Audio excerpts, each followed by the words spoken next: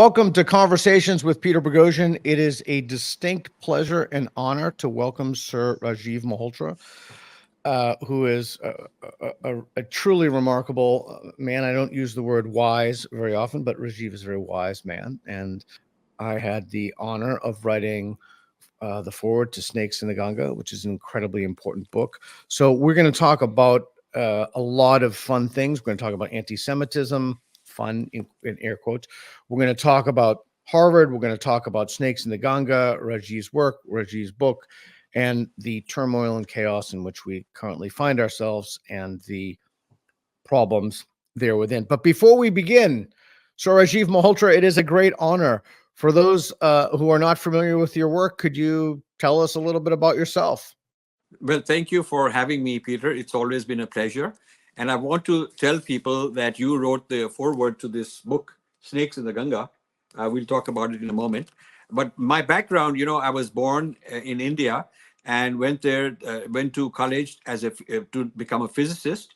At the age of 20, I came to the United States to do my PhD in physics and switched to computer science, and then pursued a career in computer science and in telecommunications very successfully in those days. And I left the corporate world and started my own ventures in 20 countries, some of them in what was called Eastern Europe, including one in Hungary, as a matter of fact, that I know you're associated with, and in Korea and Mexico and all kinds of places. And then I had an awakening, a spiritual awakening, that I should give back rather than accumulate more wealth. So in my early 40s, I quit, exit all my businesses, and started the Infinity Foundation to discover myself, my heritage, what were the issues in the world, kind of like a one-man think tank, figuring it out for myself, and gave up all for-profit activities. This has been there for like 30 years now. So this is all I've done for the last 30 years. I was actually one of the first, probably the only Indian at that time, funding Harvard. I was funding Harvard, so I know what I'm talking about when I discuss Harvard, because I used to be their main source of funding for India studies, South Asian studies, for many years, in the late 90s onwards. And that is where I discovered the deep bias, the hypocrisy, that rather than being true liberals, which they claim to be, they were actually quite biased in many different ways. So that is when I shifted gears, and that led to my current journey. Okay, so thank you for that, and I enjoy uncomfortable conversations, and we're going to have one.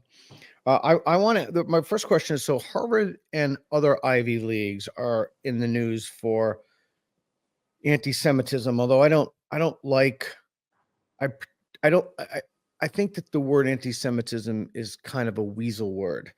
It just means, the way I interpret it and the etymology, it just means people who speak semantic languages, and often Arabs claim they can't be, or people who are Semites claim they can't be anti-Semites because they themselves are Semitic people. I personally prefer Jew haters, Right. but that's a difficult term to swallow, but that's actually what it is. It's hating Jews.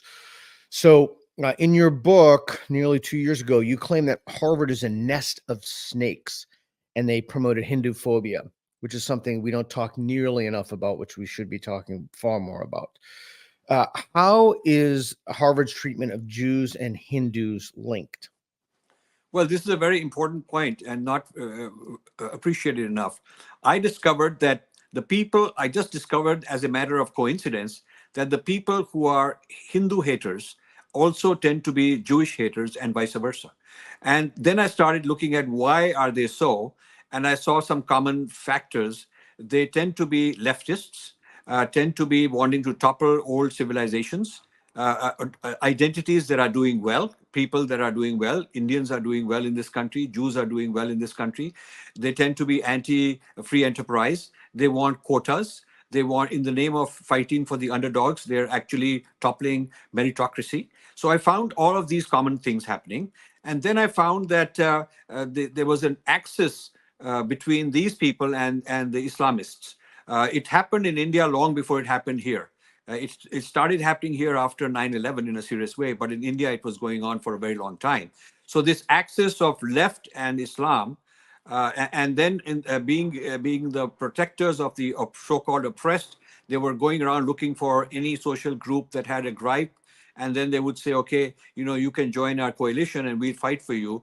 This is what I discovered was going on at Harvard. Was the main center, nurturing this kind of scholarship, training people from India, bringing large numbers of scholars from India who were already kind of pre-trained a little bit on the leftist ideology. Then they would bring them here, finish off the job, give them certifications, send them back to India, and they populated a huge a number of such chairs and professorships all over India in the liberal arts and humanities. So when you go to India, the universities there are similar in ideology to the Ivy Leagues in this country.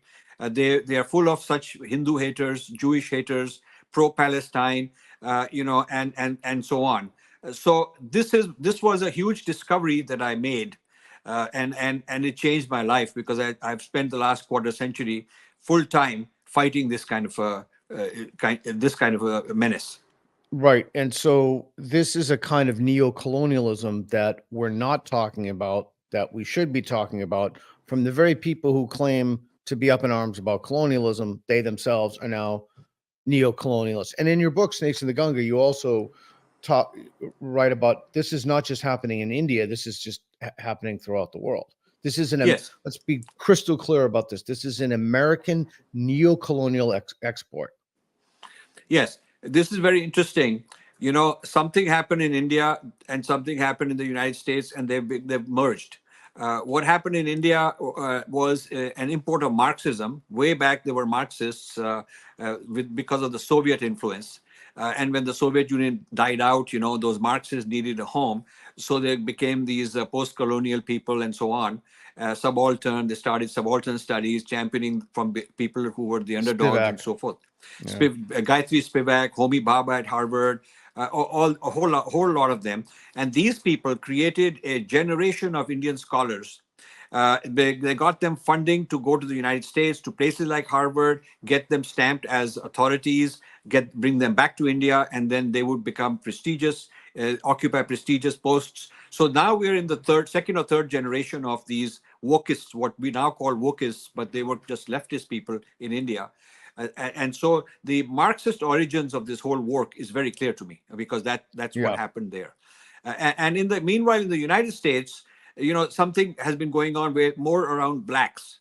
So while in the United States, the leftists got hold of the blacks, the Black Lives Matter movement, and they turned it into a Marxist movement. In India, they aren't blacks, but it was with Muslims mainly, and then with those who were socially underprivileged people. They tried to make a lobby out of them, politicize them, weaponize them. So the two forces have been working in parallel, and that's why there is a commonality of Jew hating and Hindu hating. Yeah, if anybody wants some data points on something you said earlier, Kenny Shu's book on an inconvenient minority is excellent. Indians are also an inconvenient minority, and that this completely disrupts the systemic racism claim. So we have a bunch of clips. So we're doing something, Rajiv, on the channel that I haven't seen very much, if at all. We play clips, tweets, podcasts, and we ask our guests to comment on them. So, Gav, could you pull up some clips for Rajiv before we get back to the questioning?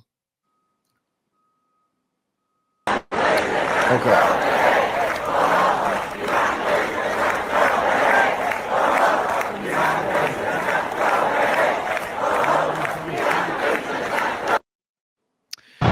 Okay, so play the clip. Sorry.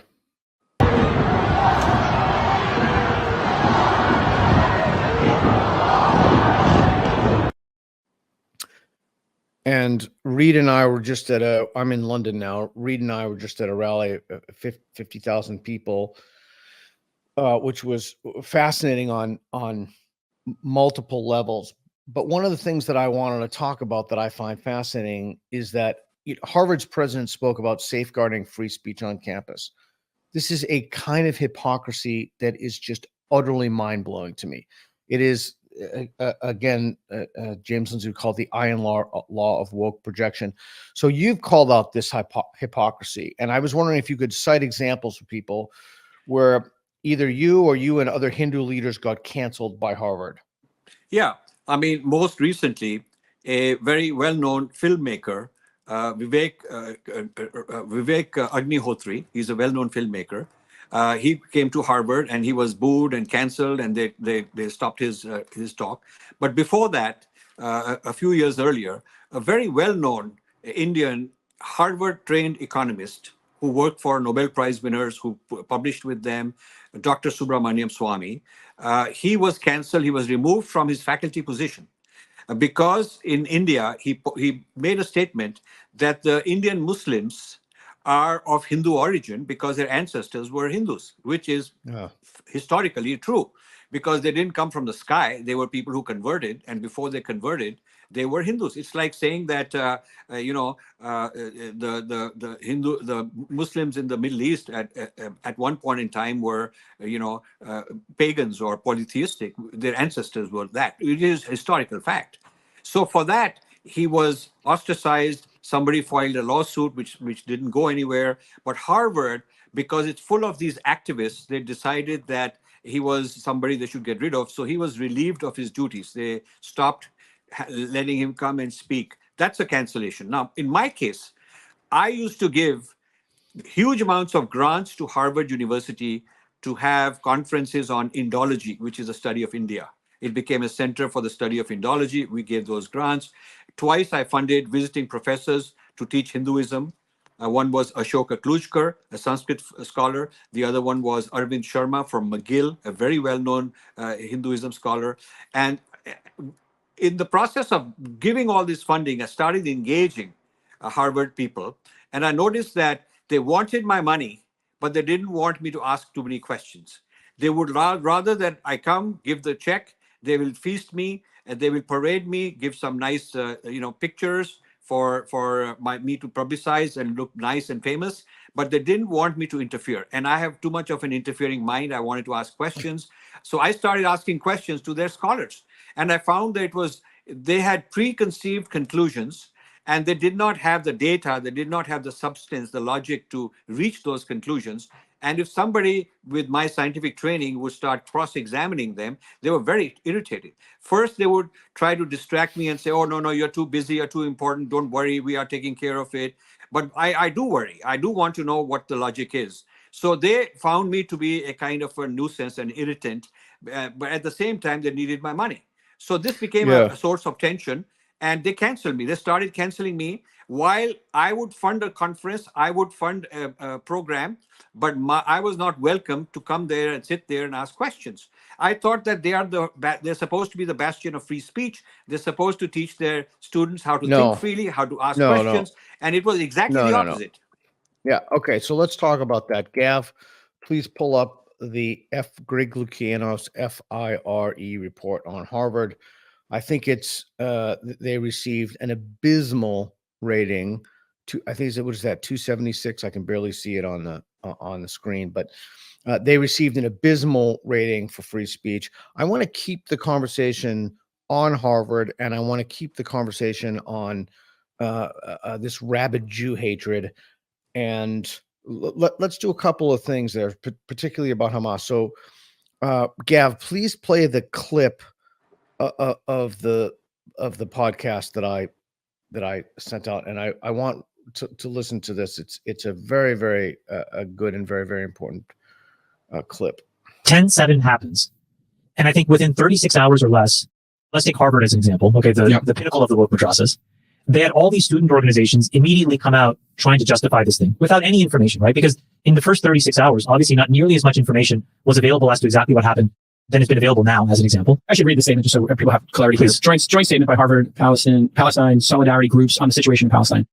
We, the undersigned student organizations, hold the Israeli regime entirely responsible for all unfolding violence. Today's events did not occur in a vacuum. For the last 2 decades, millions of Palestinians in Gaza have been forced to live in an open-air prison. Israeli officials promised to, quote, open the gates of hell, and the massacres in Gaza have already commenced. Palestinians in Gaza have no shelters or for refuge and nowhere to escape. In the coming days, Palestinians will be forced to bear the full brunt of Israel's violence. This is deranged and sociopathic. My point is, you have like 15 or 20 of these student organizations of all ilks, okay? So it's not just pro-Palestinian groups. It was like the Harvard Sikhs Association, okay? Like Sikhs in South Asia are the most peace-loving people in the world. They're not pro-war of any kind whatsoever or pro-terrorism. So all these people write this thing which blames Israel. Okay. Then the school is totally silent. The school doesn't say anything. They neither completely disavow that statement, nor do they come out with a more reasonable statement. All these ex-faculty and ex-individuals, Larry Summers sort of leading, say, this is outrageous, have an opinion. They come out with something that's milquetoast in the middle of the road. Then they get soundly rejected by everybody yet again. Then the administration comes out and gives a cleaned up version that tries to allay everybody's anger, because the first statement, I think, basically essentially pissed off everybody on both sides. Then a bunch of alums who've already graduated or who've given money say, these student organizations are outrageous. We will not hire anybody who's part of this because their views are so immoral that we would never want these people part of our organization. And so here it is. Bill Ackman, just so people have this, Bill Ackman said, I have been asked by a number of CEOs if Harvard would release a list of the members of each of the Harvard organizations that have issued a letter signing sole responsibility for Hamas's heinous acts to Israel, so as to ensure that none of us inadvertently hire any of their members. In other words, you must own your words, which is okay, a lesson for. So then what happens is individual students actually have to come out who are part of these associations that were signatories to the first release, had to disavow the statement and said, actually, I'm just an Indian student at Harvard Law School. There's a, Nick, maybe you can find this tweet of this like Indian woman from Colorado of Indian heritage. And she's like, you just get auto-recruited into these organizations when you join Harvard. So I'm like, well, wait a minute. This is a place that's supposed to be for like modern free speech, progressive thinking. And instead what happens is based on your skin color, you get auto-drafted into some association. Then you auto-sign any press release written by some person that you don't even see or approve. What is going on at these places? And these are the places that parents and kids are tripping over themselves, trying to get into. Kids will kill themselves if they don't get into. And these are the worst institutions in America, because back to Jason, what we talked about earlier, which is we need people who can think from first principles. Those kids are not it, and those institutions are not making them. And so if we want to have a point in time where when things like this happen, we can really figure out what happened in the past that was right and what can we do in the future, it's not this, and it's not this kind of thinking. And if you're going to a school, Harvard, Cornell, UPenn, Stanford, that are spitting out these kids, I think it's a real shame. You're spot on. I mean, how... Okay, there's so much there to unpack. There's just so much there to unpack. So before I go, do you have any do you have any comments on that? Well, whatever he said, I agree with. In fact, I've been writing about this. In fact, our book, Snakes in the Ganga, talks about all this.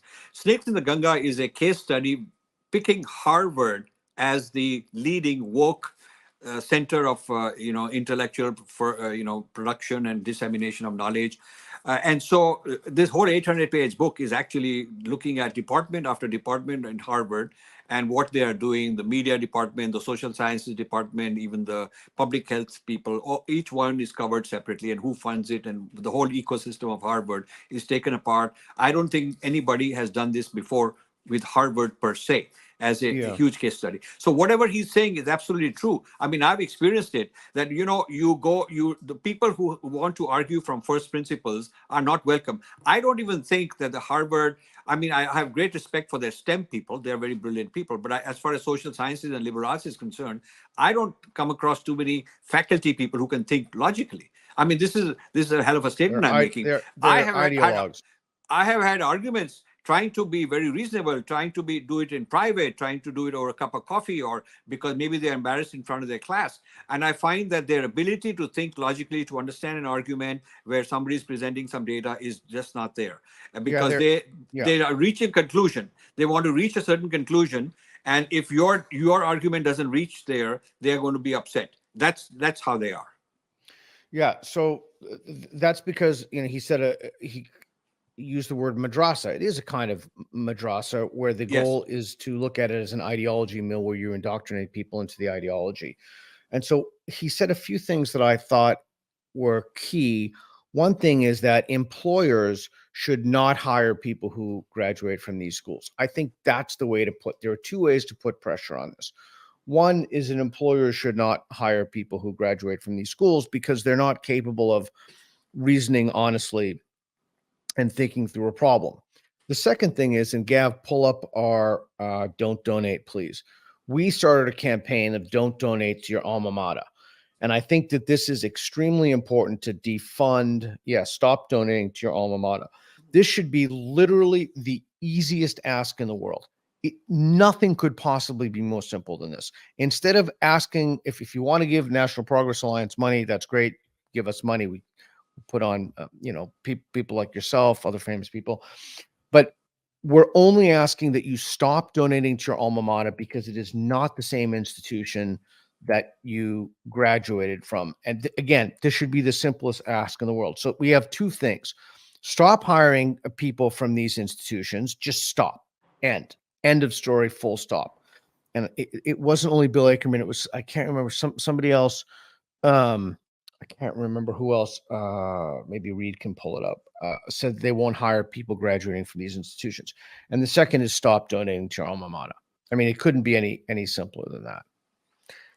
As a board member of Harvard Group that signed the statement on Israel, I think it was egregious and have resigned from my role.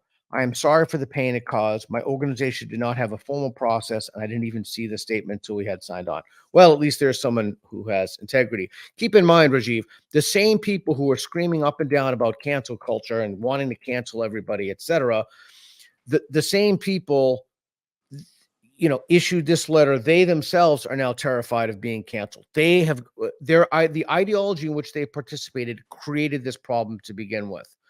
And so, as you can see on the screen, Harvard students have deleted the pro-Hamas letter from its online location. And again, I encourage people to read that. Okay, so getting back to what you've written, I was curious about a couple of things. What lessons do you think Americans can learn from the treatment of Hindus in general, or maybe India more specifically? And if you could please explain the Breaking America force you mentioned on U.S. campuses. How's that related to India?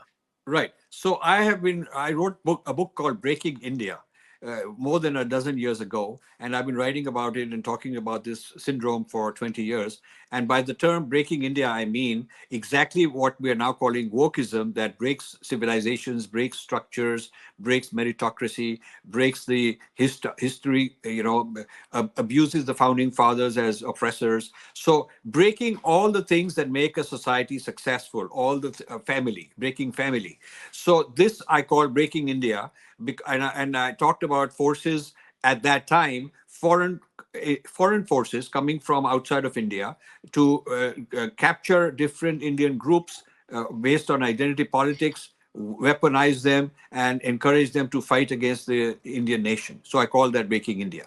In the case of United States, the Breaking America is not coming from somewhere else. It is coming from within the United States. It's not like Chinese have sent some people, or Saudis have sent some people, or anybody like that, or Russians. It is like it's our own people in the United States that have turned against the country. So it is sort of like HIV virus. It breeds. It's the immune system of the body that turns against the body. It's the very forces that are supposed to protect the body that turn against it. So in a sense, that's what's happening. Cancer is sort of like that. So one can have these analogies. This Breaking America is homegrown. It's a Marxism that came with Marcuse, around the Second World War from Europe to the United States in Berkeley, and Americanized itself and turned it into a kind of a race violence. And then the race violence became expanded with Islam wanting to join this union. So now this Breaking America is a coalition of the left, Islam, radical blacks who are trying to be racist, reverse racism, LGBTQ, and now a lot of Indians. A lot of Indians have joined. I'll tell you the brief clip. We have some clips on Harvard professors, faculty members who are Indian, who are anti-India, anti-Hindu, anti-Jewish. They are the flag bearers of the woke movement. And so this is the Breaking India, Breaking America, and Breaking India are kind of similar movements. So in the reverse direction, what can Indians and Hindus learn from the recent backlash against Jews at Harvard? So what they can learn is, I say kudos to the Jewish billionaires who've said, hey, to hell with Harvard. We are not going to fund Harvard, like the example you just gave. I have actually tweeted and promoted these examples of Jewish billionaires who are leaving Harvard, scolding Harvard, reprimanding them, and taking them on, because I think Indian billionaires need to do the same. In my book, Snakes in the Ganga, I have talked about a couple of dozen major funding sources of Harvard that are Indian. These are very wealthy Indian people, and they're funding the Ivy Leagues because they get a seat at the table. It's very prestigious. They get their kids into college, into Harvard. They get financial deals. Maybe they make business deals with rich American people. So they join sort of the white man's club in a liberal kind of a path into the white man's club. And this is part of their inferiority complex. The Indian billionaires suffer inferiority complex. No matter how much money they've made, they still don't feel secure unless they've joined this club.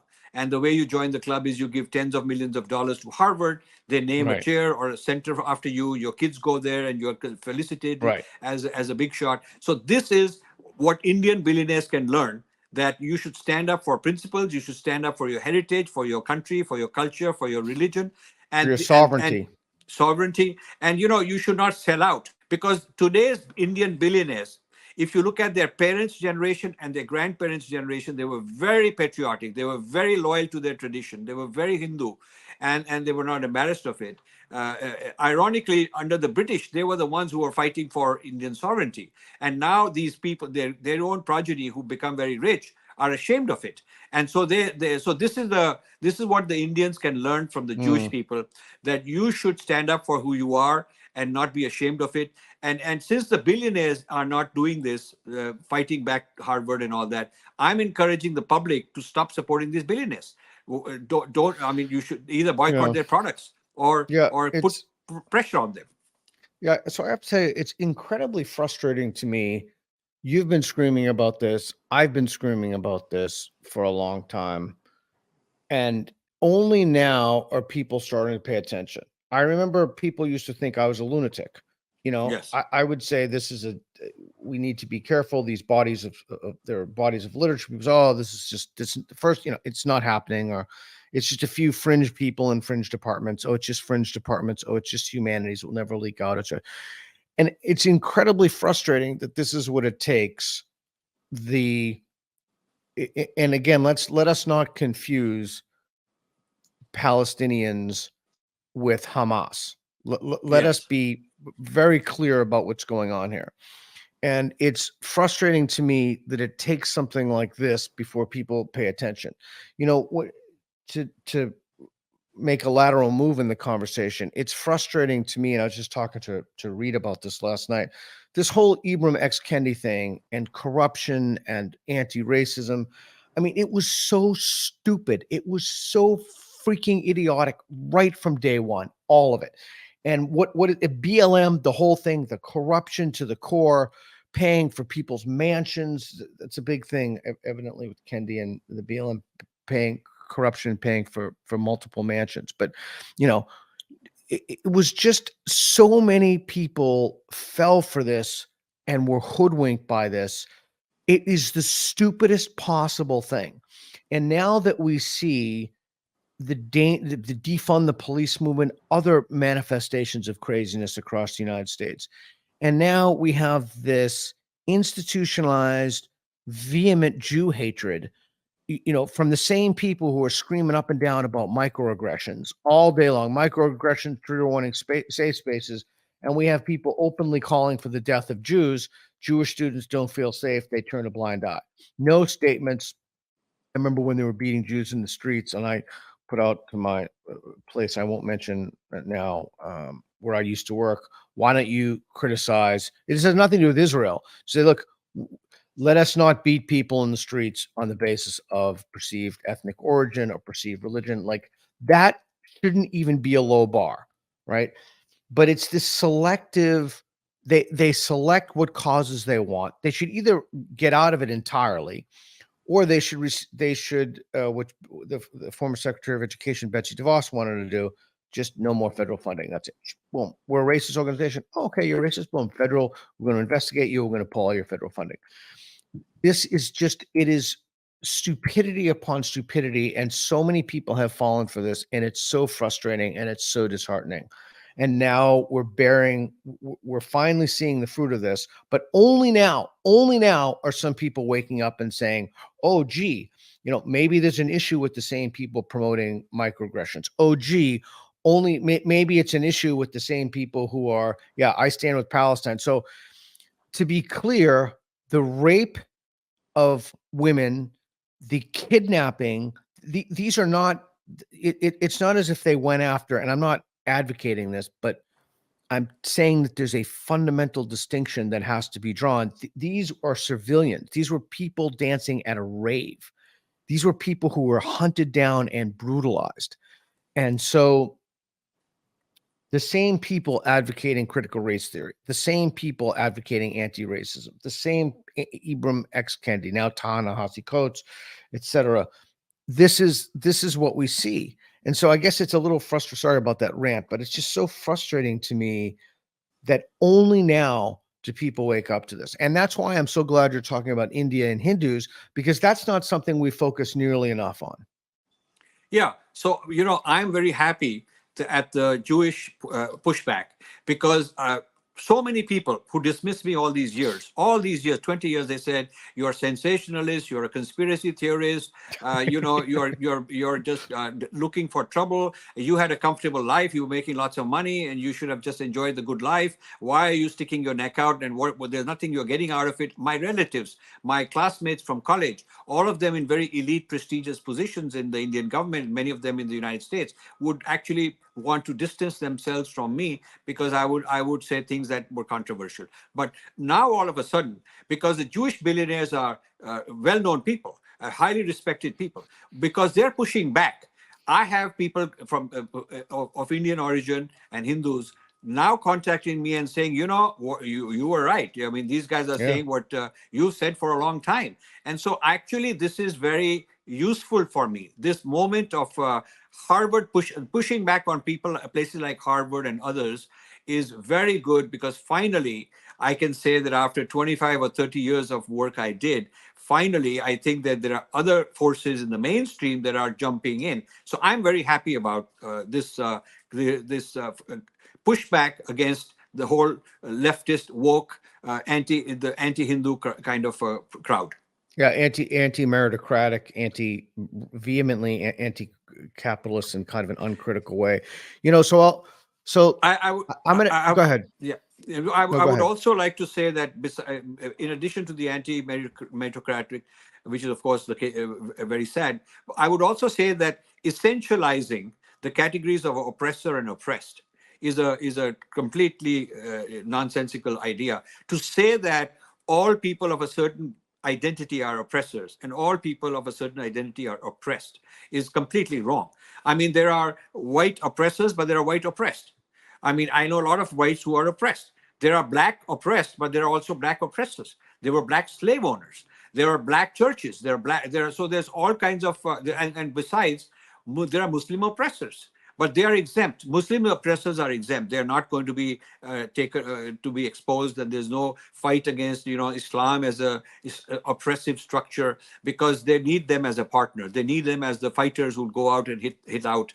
So the left needs the Muslims as useful fighters. Now, I come from a background in India where my father, I just want you to people to know this, my father had to leave Lahore when Pakistan was created, because the Muslims wanted a separate state. So he suddenly found himself in the wrong place, as a Hindu, and many of his family were killed. He was a young man, just newly married, and my mother and he had a child. That was my eldest brother, who died in this turmoil because of the killings that were going on. So I am a product of Islamic oppression. And the Muslims had ruled over India for 1,000 years, and they did not come, on a picnic tour. They came as invaders, as oppressors, as conquerors, and they were very proud of all the people that they killed. They slaughtered tens of millions of Hindus during this Islamic period, which is very well documented. They burnt down temples. They destroyed a lot. So from thousands of years, thousands of miles away in the Middle East, these guys come wave after wave of armies to destroy. So I in my heritage, I am the oppressed. I'm the oppressed as far as that relationship is concerned with Muslims. My entire community are the oppressed. We were refugees. We had to leave our place of So I'm a product of the refugees who were oppressed. Many of us were killed. So now, because based on meritocracy, I'm successful, I'm considered the oppressor. This is so strange. Why? If you look at the stories of many of these Indians who've done very well in the United States and who are classified as oppressors, if you really look at them, they come from very ordinary, modest backgrounds. There is no oppression in their ancestry as far as the facts are concerned.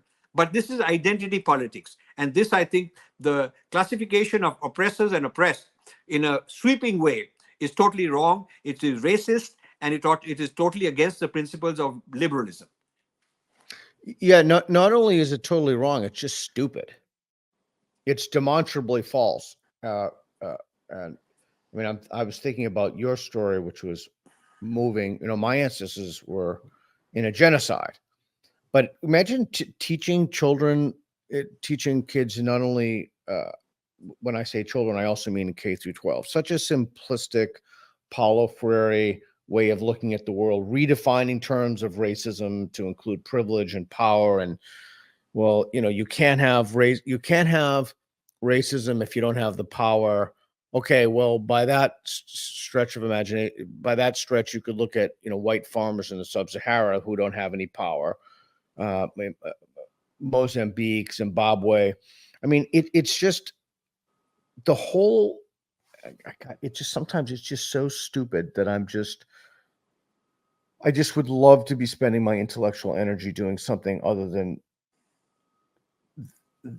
talking about something so utterly idiotic. But now we have chance of gas the Jews in Australia. We have vehement anti-Semitism. I have friends I was speaking to last night who are Jewish. They told me that they've never been so scared and afraid. This day of jihad. Fortunately, almost nothing came of that. I don't know. I obviously don't have a crystal ball, but I just find this to be so sickening. It's way beyond disturbing. It's just sickening to me. And we know where this comes from. We know this comes from university departments. I mean, it's ancient and it's historical, but it's never been a part of the canon which has been institutionalized in teaching people in our academic systems like it is now. And that's a terrible, terrible problem. And it's disgusting to me that this is what it took to wake up most people. Now, hopefully we're going to see the rapid fall of the ideology, and we can all start doing something more productive. But by the way, you said something that was interesting. You said people will come up to you and they've said, Rajiv, you're correct. I'm going to make a prediction to you. Nobody is going to come up to you and say, Rajiv, I'm sorry. I'm sorry. I'm sorry I said bad things about you. I'm sorry I called you a racist or a Nazi or whatever stupid thing they called you. I'm sorry I shouldn't have done it. That's my prediction to you. I'm sorry I'm sorry, not necessarily that I got hoodwinked by insane, deranged ideas like anti-racism or white fragility. White fragility is also like one of the stupidest things.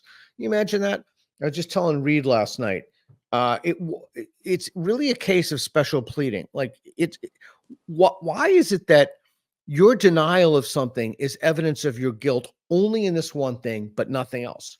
So if I accuse you of being a radish and you say, what are you talking about? I'm not a radish. And you say to me, well, your denial of the fact that you're a radish is evidence of the fact why is that only operative with racism? Like, has nobody said like, geez, this is the kind of thing that happened at the Salem Witch trials, or that, young teenagers, like tweens, preteens do when they call each other stuff on the playground. Oh, you're something. No, I'm not. Yes, you are. That proves you are. I mean, the whole thing is so idiotic. It's so utterly idiotic. But that's my prediction to you. I predict nobody's going to come to you and say, you know what? I broke my friendship off with you. I told you were on the wrong side of history. I wouldn't have a conversation with you when I should have. Nobody's going to say they're sorry for that. Literally nobody. And that is true. That is absolutely true. I mean, I think, but I'm happy that without apologizing to me, they're making quietly an adjustment in their own thinking. I mean, as long as they change, and they don't have to attribute it to me, but as long as they change, at least something is going in the right direction. At least some part of my work was successful, and I think there is an impact. The work you're doing, the work I'm doing, people are taking notice of this. People are not going to acknowledge it, but they are noticing it. And we luckily I have a young following of Indians and Hindus who are getting empowered to fight back. We are a minority. We don't have the educational institutions in India on our side. They're all on the other side. We Right. don't have the mainstream media on our side. We do have the social media like we are on right now. So we are a force, a small minority, but we are a force.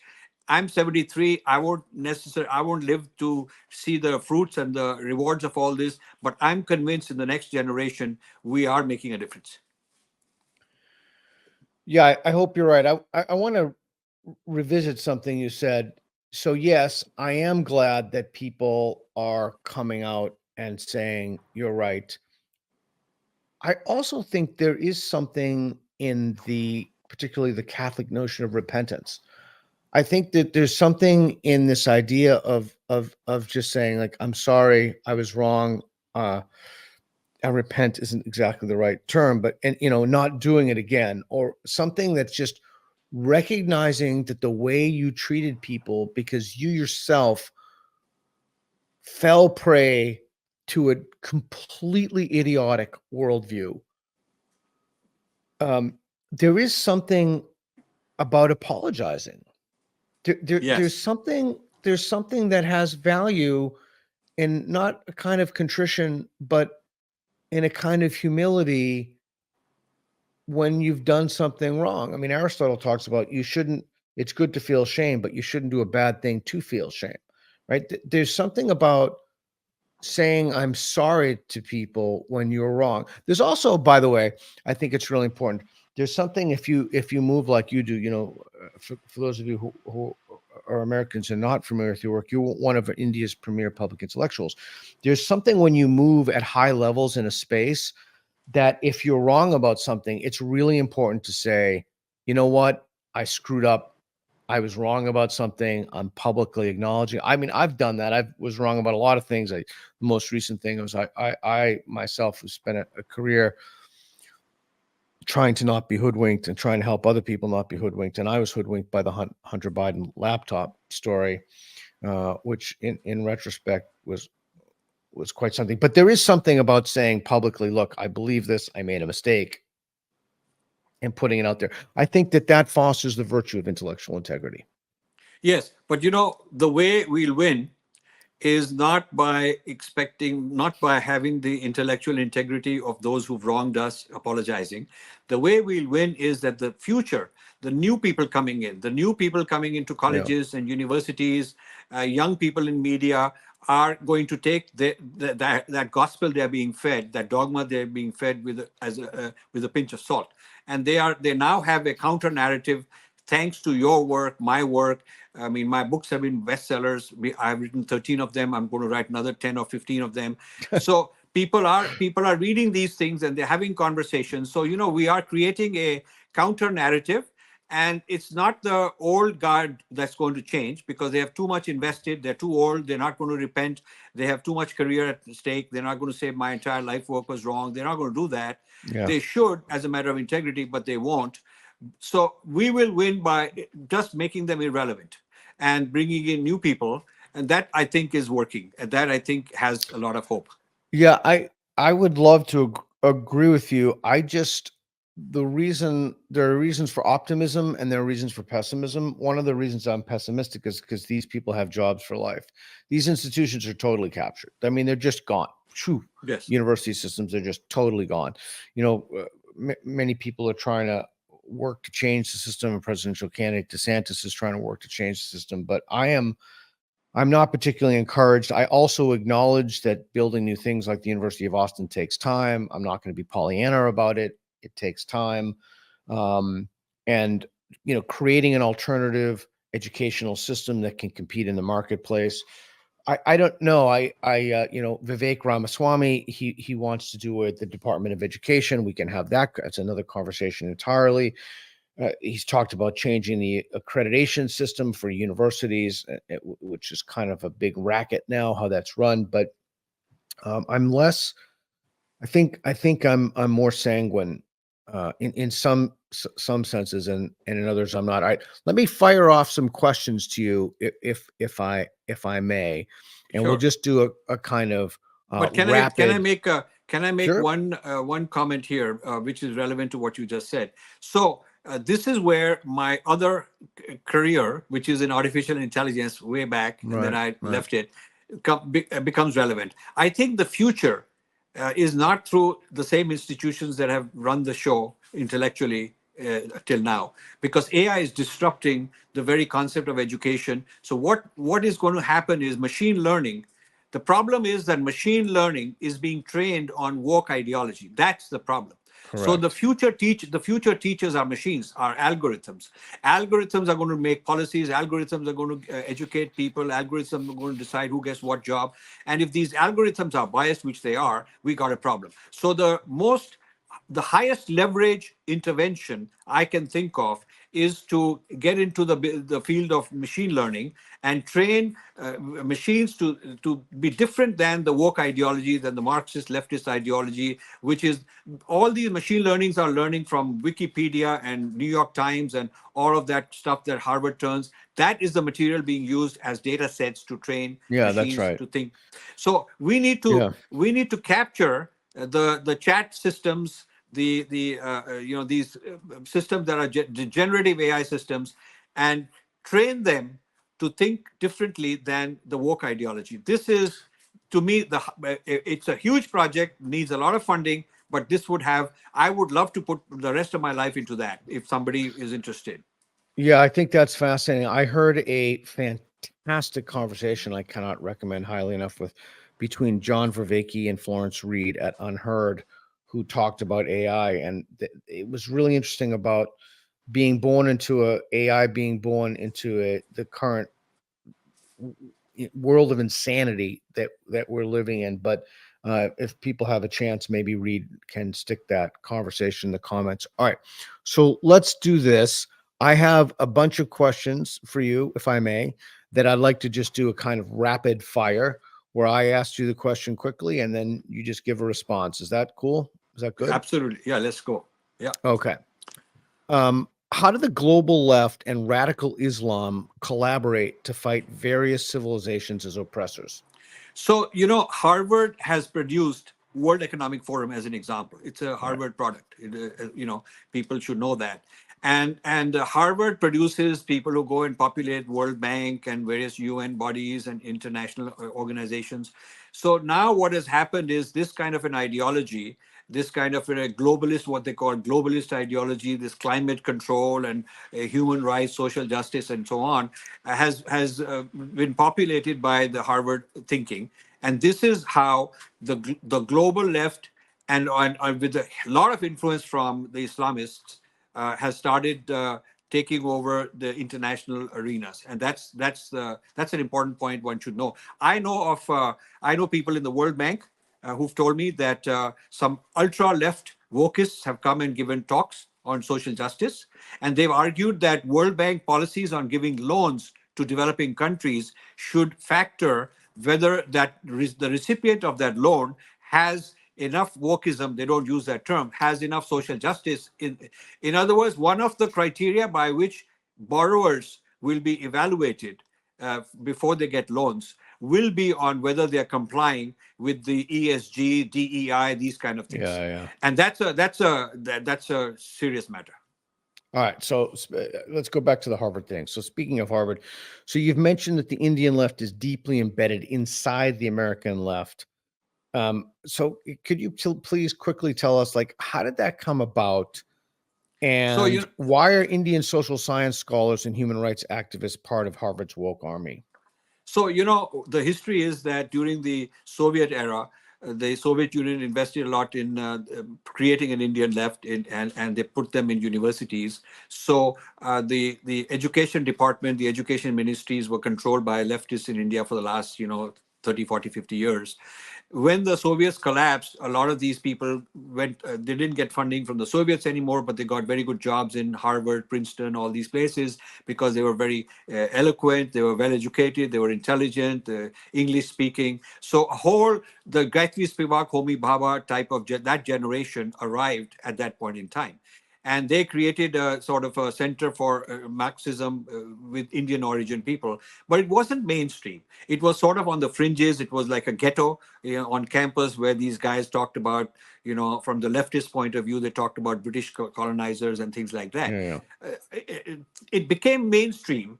It started becoming mainstream when, about 20 years ago, people like Harvard started putting a whole lot of money to bring Indian scholars, Indian young faculty members to places like Harvard through their different departments and indoctrinate them, train them, and send them back. So this is what created a huge leftist woke army of Indian people. And because they're English speaking and very smart guys, men, women, they have become a large part of the fighting force of the international woke army. You will find a lot of these protests against Israel. You will find that the Indians are involved. There are a lot of Indian people involved in these.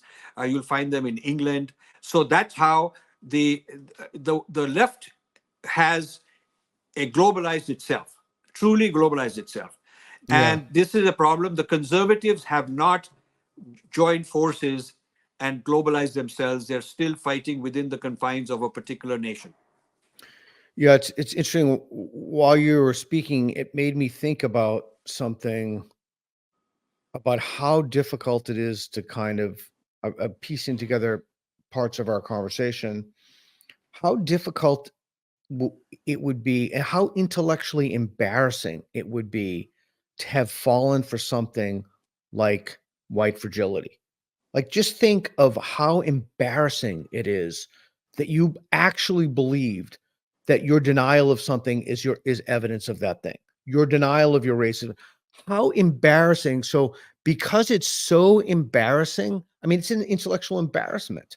Because it's so embarrassing, you wouldn't want to, you'd be like the last holdout. And the only consequences is, instead of saying, geez, I made a mistake, this is ridiculous, you'd say, I never believed that.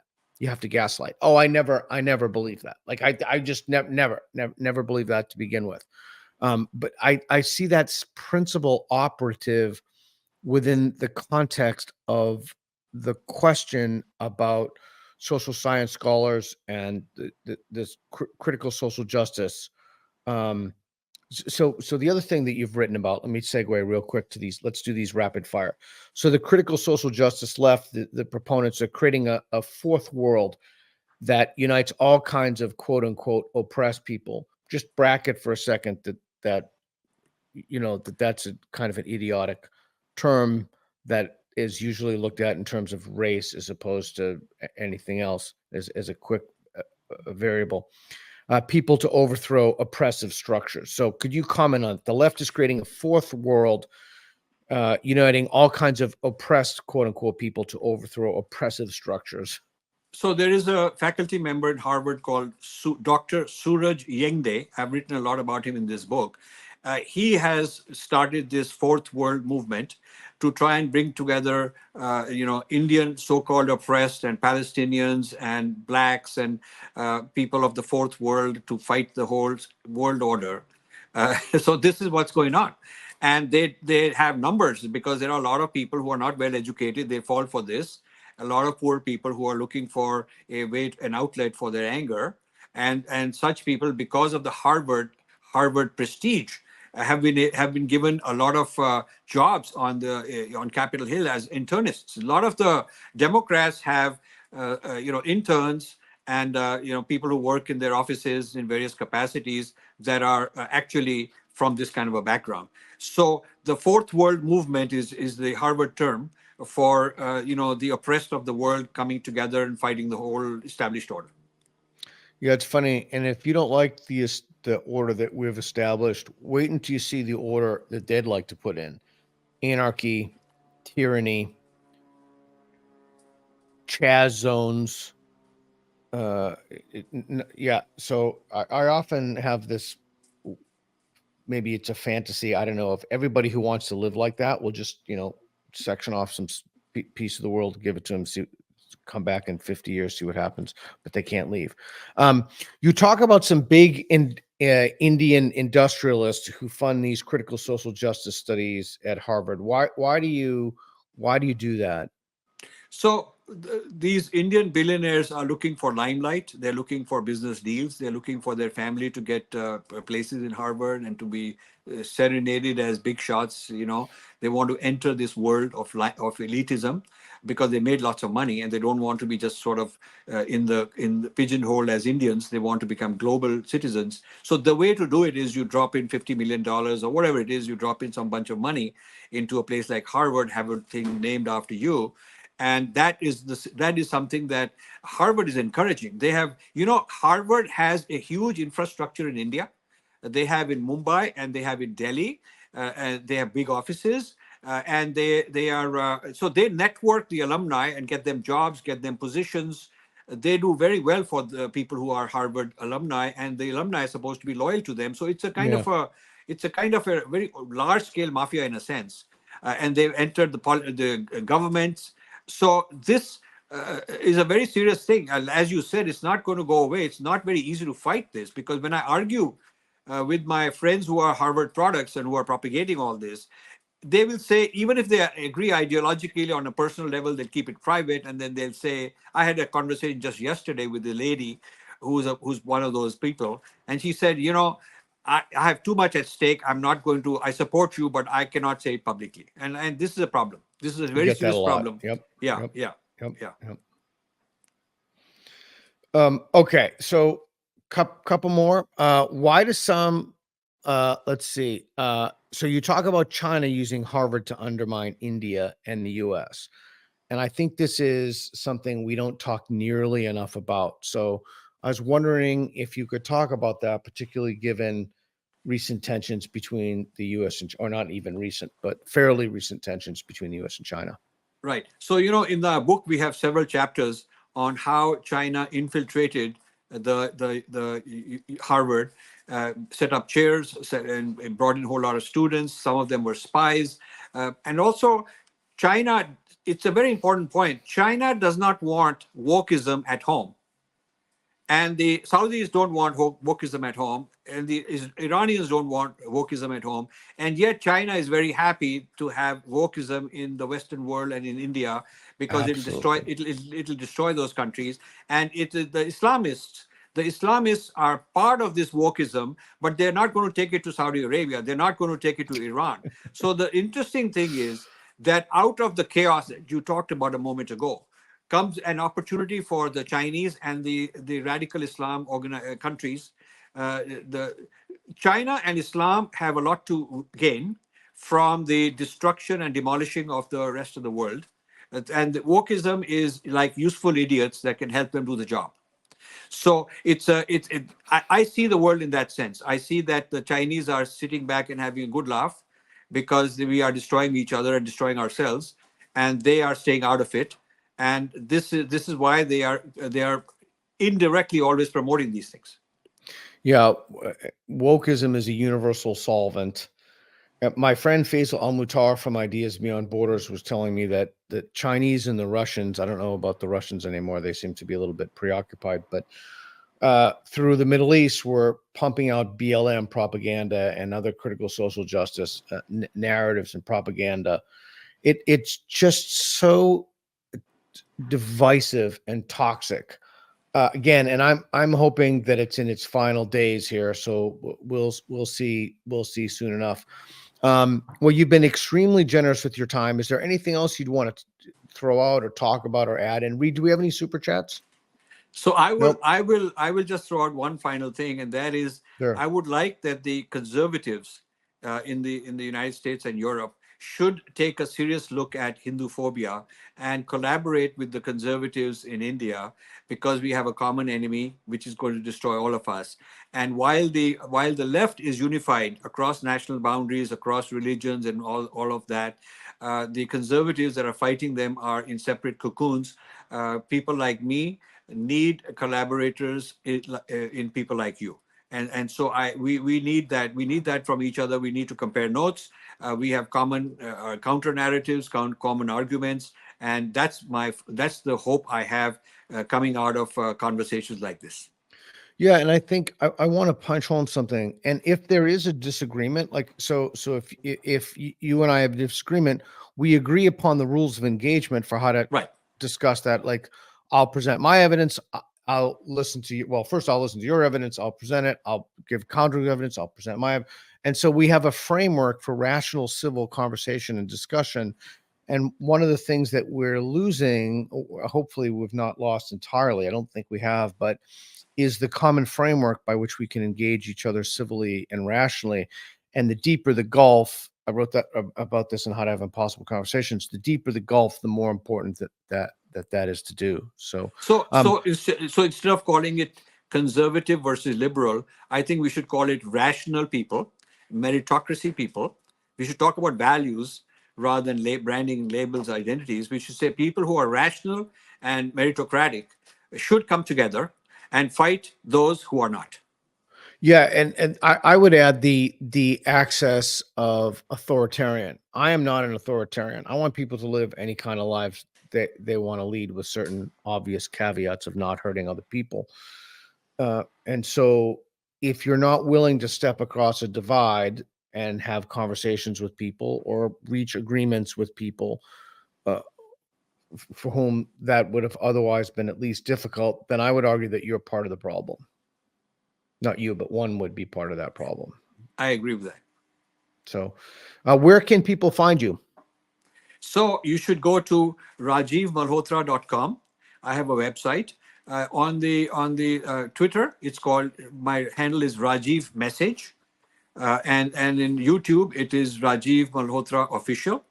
I have a large following on Facebook. I stopped doing too much on Facebook because they're censoring me, but I used to have 6.5, 7 million followers. I still do, but and that also, the handle is Rajiv Malhotra Official. So you can reach me there, and I would love to interact with people. I'd love to have more discussions, debates, arguments. I'm open to receiving criticisms as long as it's rational and both sides can speak. Perfect. Thank you so much. I genuinely appreciate your time. Stay on the line, and Gav's going to play a quick message. And thanks everybody for your time for Conversations with Peter Boghossian. Special thanks to Sir Rajiv Malhotra. It's an honor. Thank you very much. Thank you, everybody. Yep.